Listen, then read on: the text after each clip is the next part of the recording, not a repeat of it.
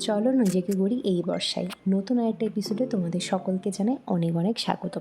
তো চলো বর্ষার নতুন একটা দিনের গল্পে শুরু করা যাক।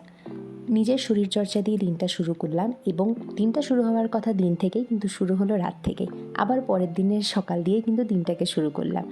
কথাগুলো একটু উলটপালট হয়ে গেল। এইটুকু মনে রাখো, দিনেরটা দিনেই ভিডিও করছি এবং যতটুকু পারি আমি আপলোড দেওয়ার চেষ্টা করছি। এইটা যেদিন আমি জিম করলাম, ঠিক তার পরের দিন সকাল আমি বেরিয়ে গেছিলাম, একটা আন্টির বাড়ি গেছিলাম। সেখানে অনেক ইয়াম্মি পোলাও রোস্ট খেয়েছি, সেটা আর আমি ভিডিও করিনি।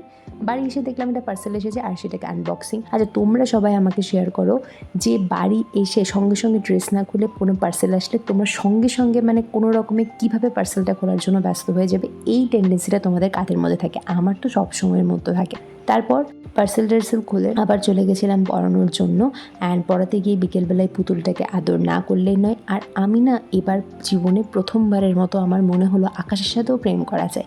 সত্যি বলছি, আমি আকাশ ভীষণ ভালোবাসি। সবসময়ের মতো আকাশ দেখতে, আকাশের সাথে দাঁড়িয়ে কিছু ভাবতে, আকাশের নিচে।